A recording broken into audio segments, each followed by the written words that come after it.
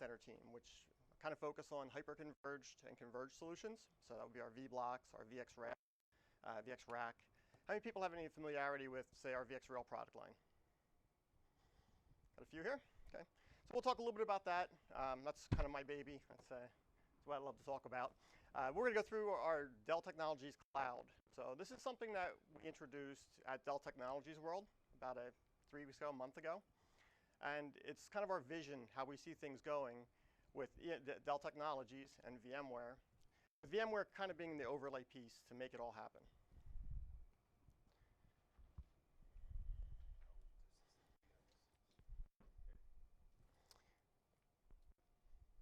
No, it should go from here. Ah, jeez.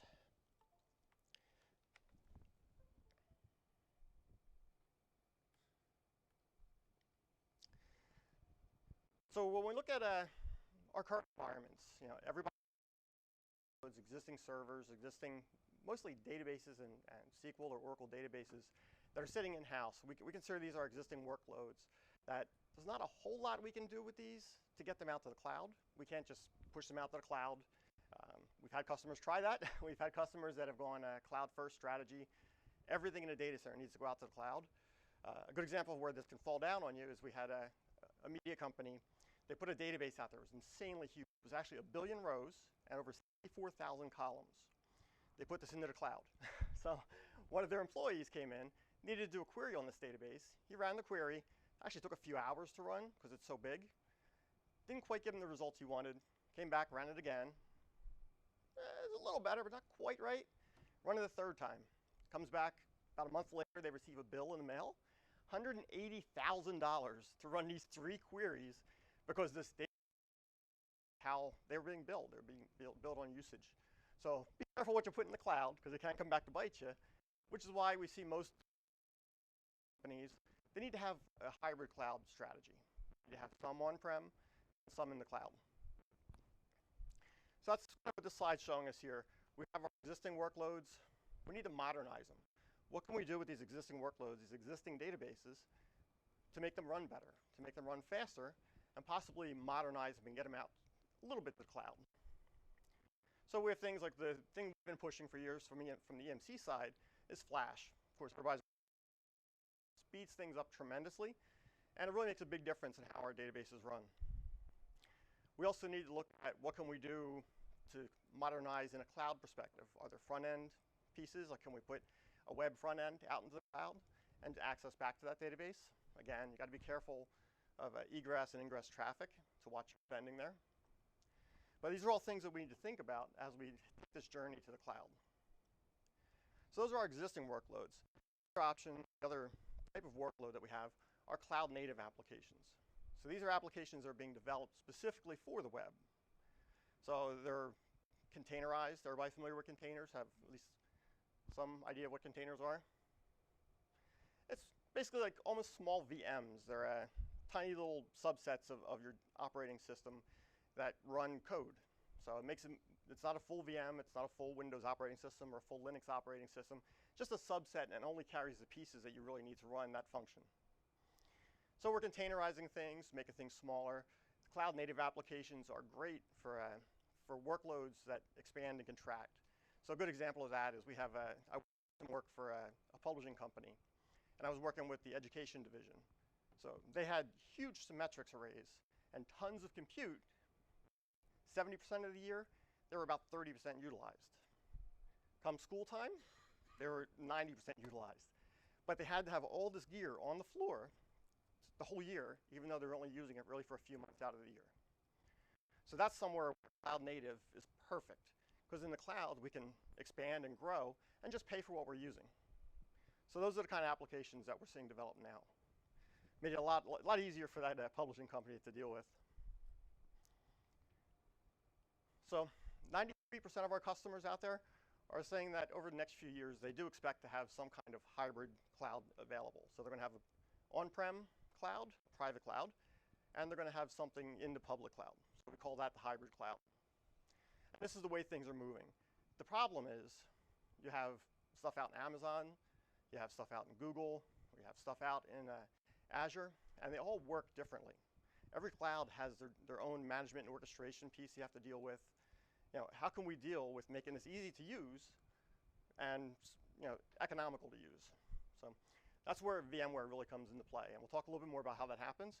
But we're going to break down those operational silos, having separate management stacks for all those different web services or cloud services.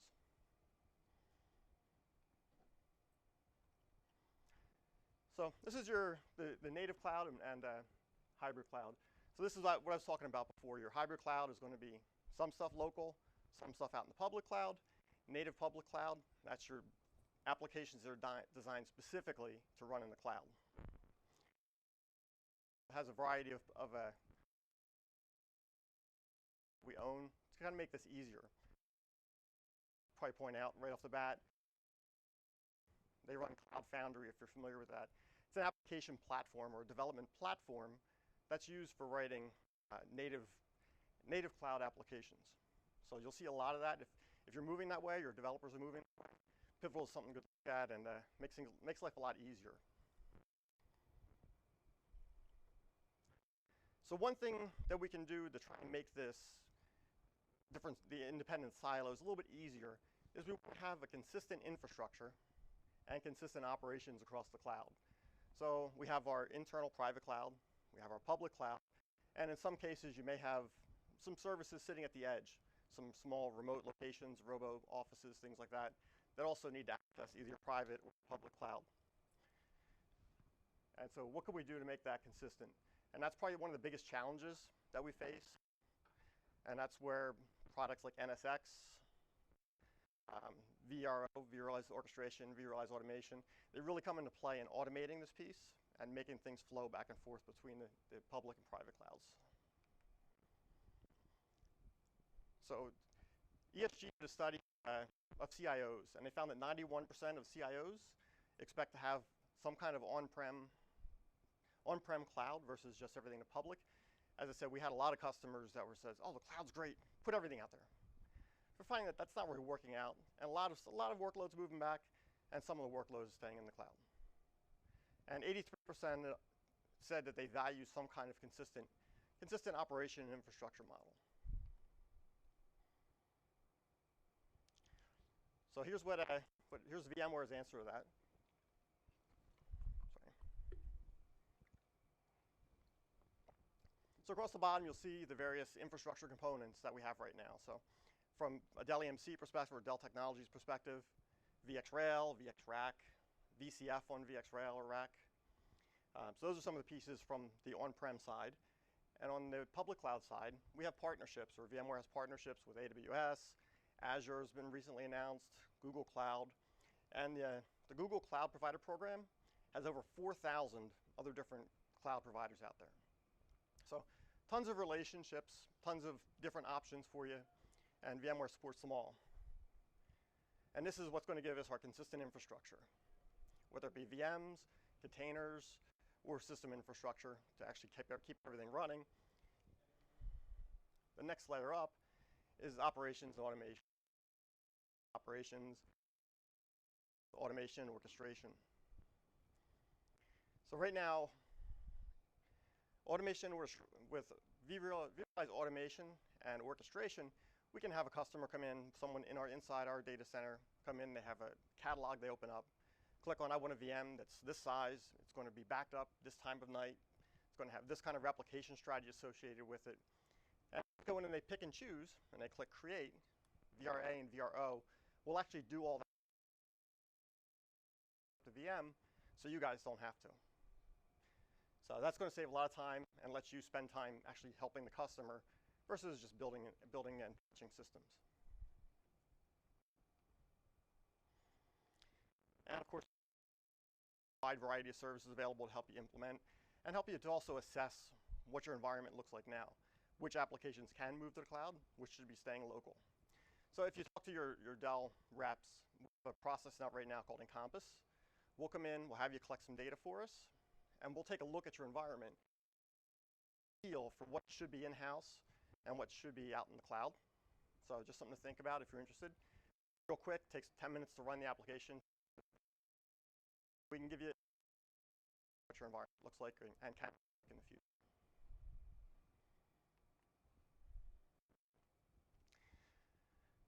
So how do we align to the journey? So if we look at this is just kind of showing where things are now from an application development platform, or how applications are being developed now. Greenfield applications, cloud native applications. So let me build this out a little bit further. And we'll see that's going to be using functions. It's going to be using containers. It's going to be developed specifically for running in the public cloud. The other side are your brownfields. These are going to be your databases, your traditional applications. Maybe you convert them, get them on VMware, containerize them. But the key to it all is having a common infrastructure below. So in this case, we're showing VxRail. VxRail is it's kind of our cloud platform now. It's what we focus on for any cloud applications. As I said before about Pivotal, we have Pivotal ready systems. These systems are built out specifically and are all based on VxRail. So that's our go-to cloud solution right now. And also, how many people are familiar with the Cloud Foundations? So VMware Cloud Foundations is really just a product suite. So it's NSX, it's vSphere or ESX, vSAN, and SDDC Manager. And it's the management platform, and it's a management. SDDC Manager is kind of the management platform that oversees all of these pieces. So we have now at Dell Technologies World, we announced VCF on VxRail. So we support the full stack of VMware products in the VCF suite. So NSX is probably one of the key ones. NSX is what allows us to move between public cloud and private cloud without too much of a hassle. So one of the pieces introduced, it's probably been about a year and a half now, is HCX, their hybrid cloud extender. It comes with NSX Enterprise Plus package, so you have to have the Enterprise Plus or buy it separately.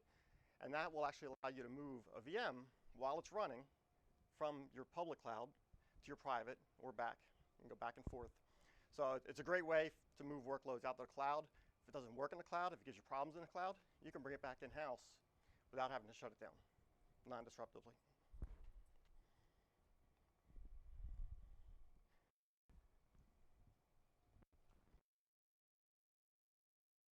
Our suite of products. So Dell covers everything from servers to networking, storage with acquisition of EMC. We have converged, hyper-converged solutions. So we cover the whole gamut. Michael Dell's vision is to do the whole suite, to do everything from beginning to end for the cloud journey. And there was a CNBC documentary, it's like a 15-minute piece that was done on Michael Dell. Talks about how he started out as a freshman in college, and he started building PCs in his dorm room. As a freshman, he starts building and selling these PCs. And they were XTs. Anybody remember XTs? 8088, 8086 processors. They're very early stuff. So he was very much in on the ground floor when things were being developed. And he was selling systems for, I think, $900 versus Apple was coming out with the first Mac. I think it was $2,600, $2,500 at the time. So he started there, dropped out of school as a freshman, started Dell. He didn't call it Dell at first. It eventually became Dell. But that's how he got started in the whole business. It's just literally building him in his dorm room, and they took it out. It became so popular that he was able to start a company from it. It's amazing what he's done with it. But during the CNBC interview, Alex Sherman said this. He said, "It's hard for me to come up with a company these days that really competes against Dell on all cylinders because Dell is such a diversified company." And that shows in what he's done now. So, I mean, he was PCs for a long time. Then he started doing servers, and he acquired Dell EMC, or they acquired EMC, VMware, and all the other pieces that EMC had already owned. So it's really broadened out the spectrum, and now he can do the whole cloud. He can go from beginning to end. We'll talk a little bit about primary storage. EMC has been #1 in primary storage and data protection. We've been up in Gartner's Magic Quadrant in the upper right for years now, for probably the last 15 years. And one of the things that we ran into, so Dell had some compellent storage and some other storage. EMC, we've had a whole suite of options. So now when you look at our primary storage, we have, I think, like 10 different products or 12 different products just for storage. So Jeff Clark, who is the vice chairman of Dell, came to us and he said, we need 3 products. 3 products for storage.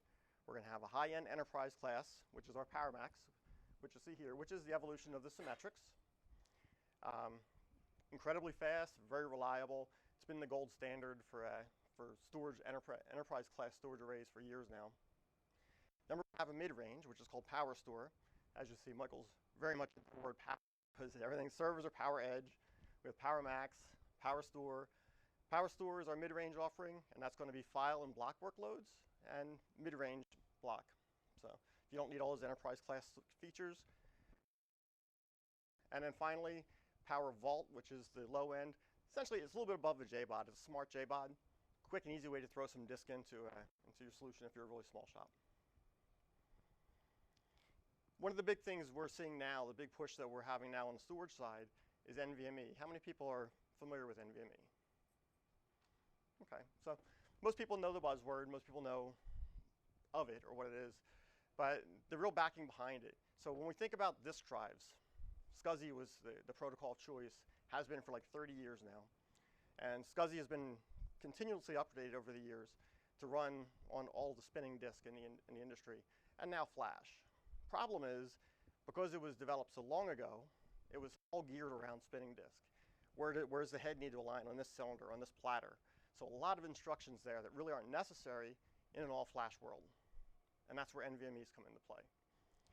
So NVMe took the SCSI set from down, it's over 30 commands, down to 3 commands for storage I/O. So it's read, write, flush. That's it. Don't need all that stuff as far as where the head needs to be, what platter it's on. All that stuff's out the window. So it's very, very scaled down, very straightforward instruction set. It's also increased the traffic or the throughput. So we've gone from 32 or 16 lanes of traffic in SCSI to 65,000 lanes in NVMe.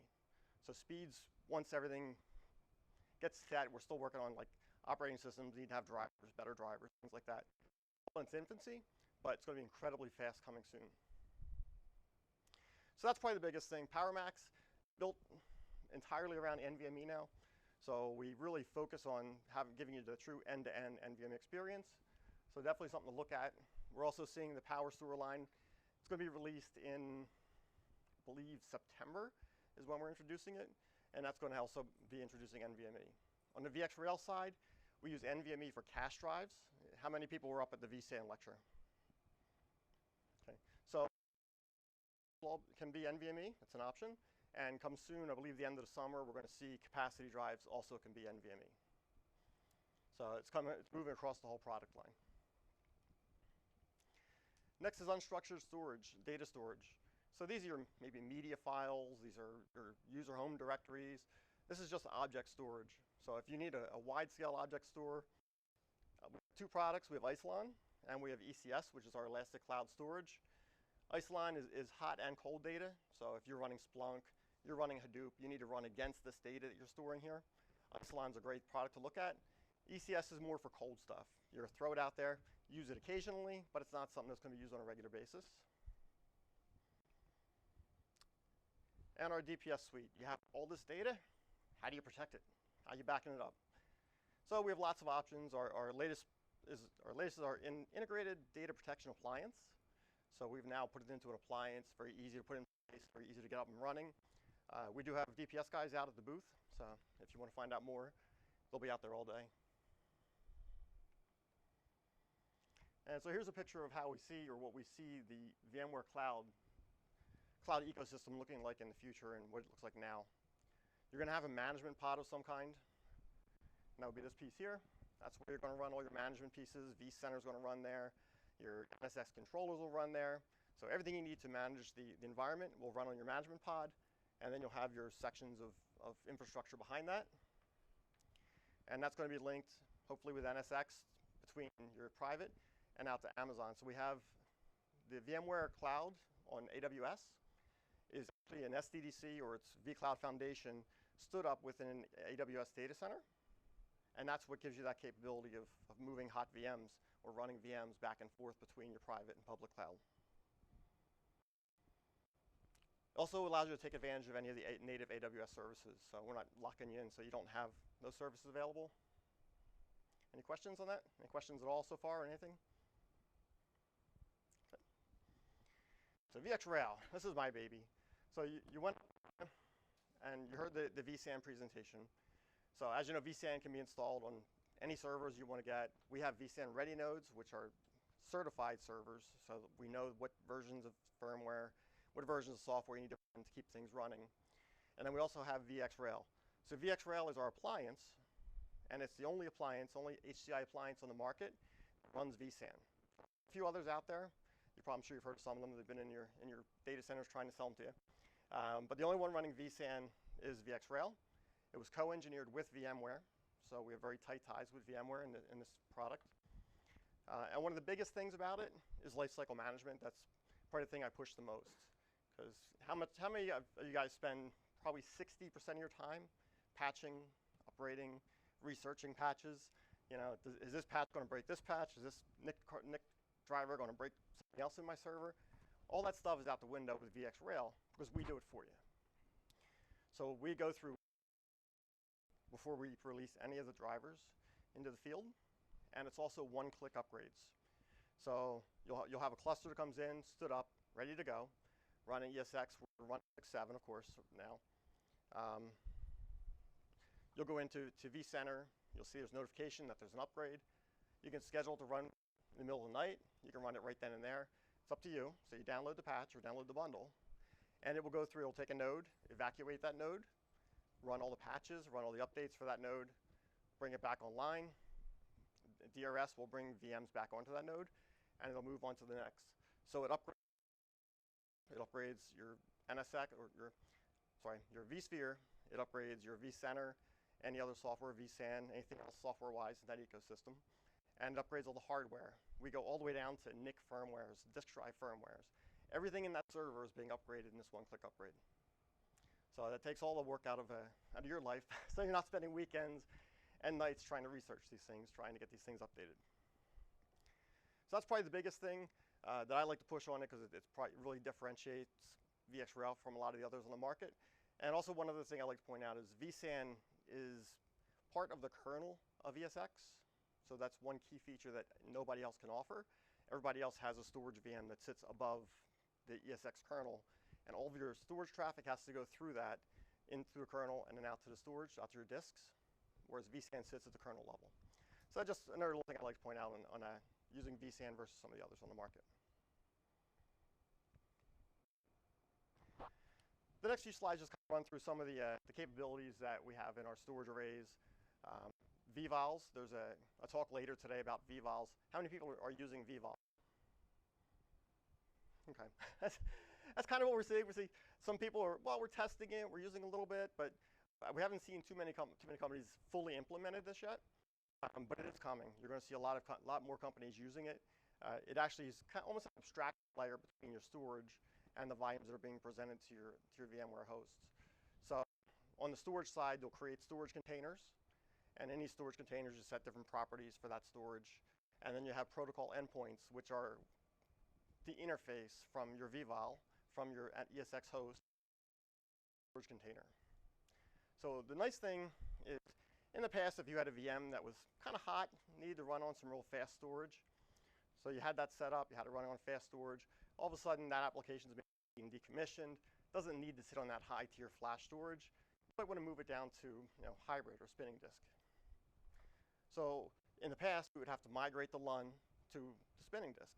It's all back end, all done by the storage integrators or storage team.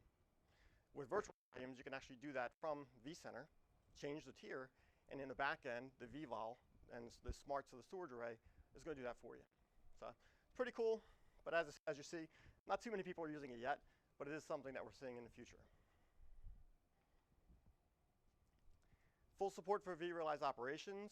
So we have management packs for all of our storage arrays, all of our various components, plug into VROPs. Makes it very easy to integrate and get VROPs up and running with our solutions. Support for vCenter. So this is one of the best things about 6.7 was we have HTML5 now. So HTML5 makes things so much easier. So now we have plugins to do just about everything. So VxRail was one that really benefited from this. With VxRail, to do your one-click upgrades and to check for alerts, things like that, you had to go into VxRail Manager. Now that's all plugins. Everything's just plugged right into vCenter.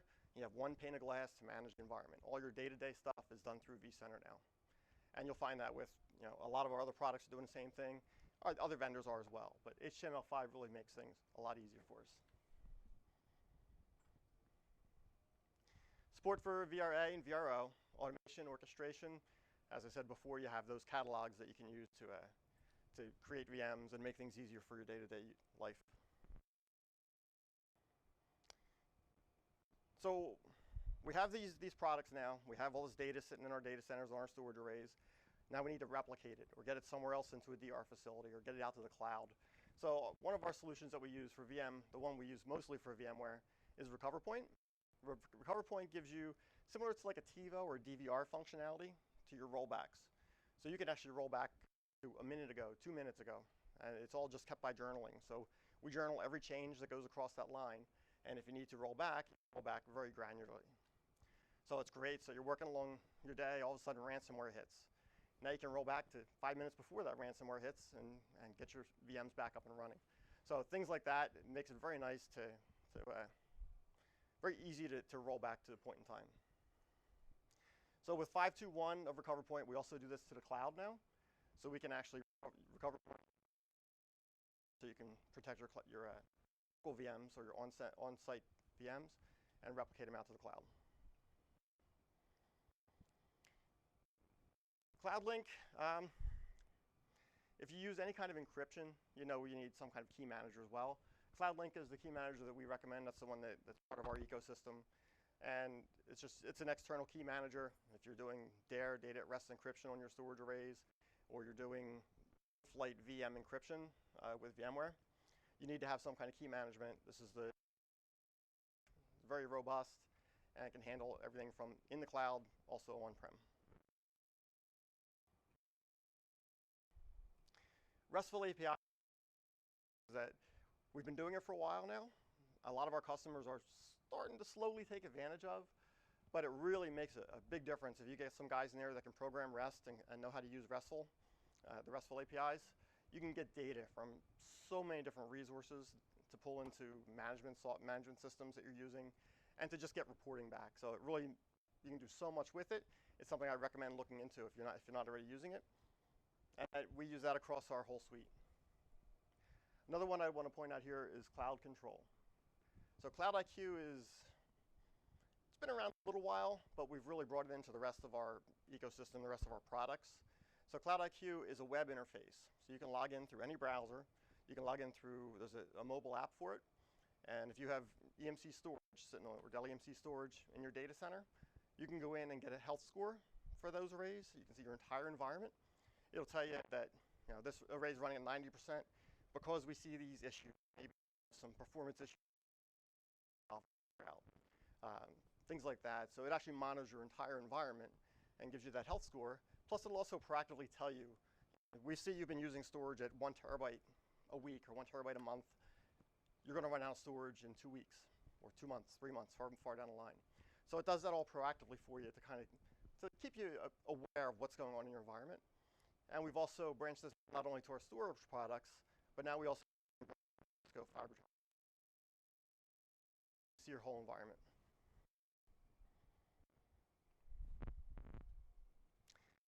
And finally, we're good. Finally, Project Dimension. So this is something that was introduced or talked about last year at Dell Technologies World. And this year is when we're finally saying that we're doing it. And it's a joint venture with VMware. And it's essentially VMware's managed services. So we can give you a managed data center provided by VMware. So whether you need just a few servers for a robo or for a small edge business, or if you need most of your environment, you don't have a real huge data center, VMware can house that for you, manage the entire system, whether it's patching, any lifecycle management, any upgrades, is all done by VMware and Dell EMC with Project Dimension. Right now we're starting small. We're dealing only with the smaller robos. Typically VxRail appliances is what we're using with three node appliances is what we're starting with. So this is perfect for, say, one of my customers is Aramark, and they have all the cafeterias around the world. And so, but at a stadium, at a school, whatever cafeteria they're running, they could use something like Dimension. We'll go ahead and put those VxRails on site for them and manage the entire environment at all these places that they don't have to deal with now.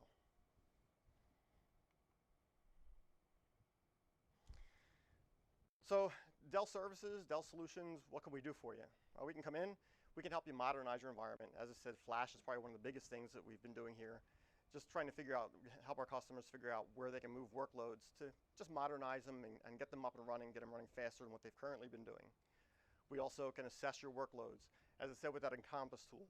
So that's kind of a basic assessment, but it's something we do for free. So talk to your Dell reps, they'll come in and run this with you and just give you, if you're not gonna use it for anything else, it's a good way to see what you have in your environment. So we run RV tools, and that collects all the data for us, and we have some reporting on the back end that spits out a nice report for it. And then we have a lot of options as far as deployment models and consumption models. So,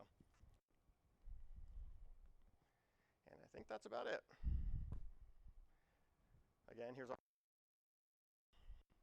so we cover everything from security through VMware virtualization, VirtuStream. VirtuStream is our cloud provider that we've partnered with or we've close ties with. I think we own a majority share, similar to like VMware. They're real strong in SAP environments. So if you have SAP in-house, they're the cloud version of it. You can move it out into the cloud, and VirtuStream runs it. They've also, they specialize in SAP. And that's pretty much it. I was able to get through everything. Any questions at all? Yep. Okay. The differentiators on your baby VxRail. Yes. Smart Fabric Services. Can you touch on that, please? As far as What it does, why it's important, why it's a differentiator. Smart Fabric Services. Yep, VxRail. There was on the right-hand side. It said, differentiated, right? And there was one component of Smart Fabric Services. It has to do with integration with networking. Just want to hear more about that. Well, so VxRail, I don't know what the slide was anyway, but yeah. So anyway, so so VxRail, we support the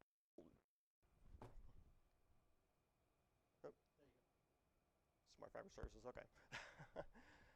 Buzzwords. So from a networking side of things, we fully support NSX. So NSX is what runs on top of VxRail. So okay, actually this is referring to our Smart Fabric Services is a new thing we've released. So right now it's out. It's been out for a few months now. So I just had to get the right buzzword there. But what we do is we have Dell switches. So Dell sells our brand of switches. We have OS 10 as our current release, and it has Fabric Services built in. What that allows us to do is with VxRail is we can stand up a section of VxRail. So you get 5-node, 8-node cluster. And Smart Fabric Services will actually fully configure those switches for you when you install that VxRail. So it's also done through vCenter. So you go into vCenter, click on you want to add a node. It'll go ahead, it'll put the VxRail into the correct VLANs. It'll configure everything on the networking to get that set up to run VxRail properly. This next step right now, that's limited to a single rack, but we are actually probably over the next 6 months going to see that expand out to the data center. Leaf infrastructure, and Smart Fabric Services will manage the whole piece for you. Does that answer your question? Sorry, I had to just re-click the buzzword there. You had a question? Yeah, well, actually, a quick comment. So I'm the hyperconverged specialist for VMware. Mm-hmm. And if you were Duncan's presentation, great presentation. One comment